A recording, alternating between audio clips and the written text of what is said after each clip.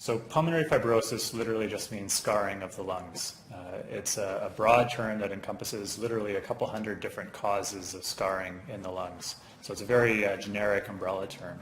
Idiopathic pulmonary fibrosis is one of those 200 causes, along with autoimmune conditions, allergies to things in your environment or other reactions to things in your environment, and a long, long list that goes beyond that. It's a very important distinction because the terms are often used incorrectly. So pulmonary fibrosis, again, is a very non-specific umbrella term, whereas idiopathic pulmonary fibrosis, or IPF, is a very specific form of pulmonary fibrosis.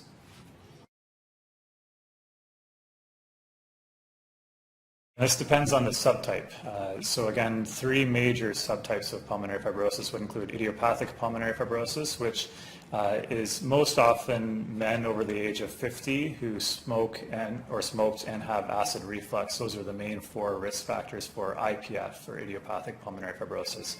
A large percentage of patients have autoimmune conditions, things like rheumatoid arthritis or scleroderma, lupus, and other causes like that.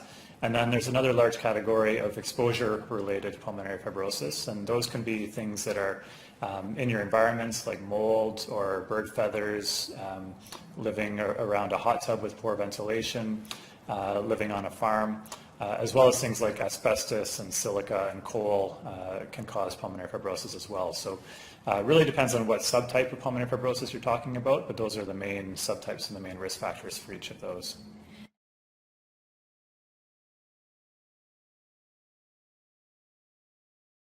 Nobody really knows the answer to that.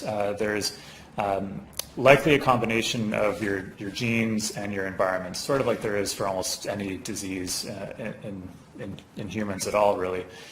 So the main risk factors, again, are smoking and aging, and it probably relates to a combination of cigarette smoking, which is present in about 75% of patients with IPF, in addition to probably some genetic predisposing factors, some of which have been figured out to some extent at least. So it's a combination of your genes and your environment and bad luck often as well.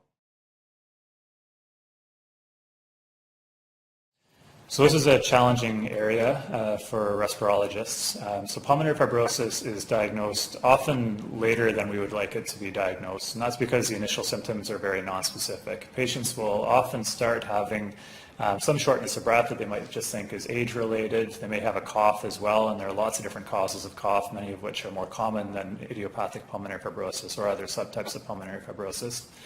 And because of those nonspecific initial symptoms of shortness of breath, cough, and generally fatigue, patients often are treated or investigated for other cardiac and other pulmonary causes first. And once those are found to not be the cause, then patients will go on to more detailed testing, including CT scan, pulmonary function tests or breathing tests, as well as sometimes blood tests and biopsies and other things. And then that's how patients are eventually diagnosed. One of the other challenges is that patients are often misdiagnosed at the beginning and are given a diagnosis of one type of pulmonary fibrosis, but in fact they have a different type. So it's fairly common for patients to be given a diagnosis of idiopathic pulmonary fibrosis, for example, and then upon further evaluation by an expert in the area, or just with additional time to follow how things have progressed, then they're led to a different diagnosis.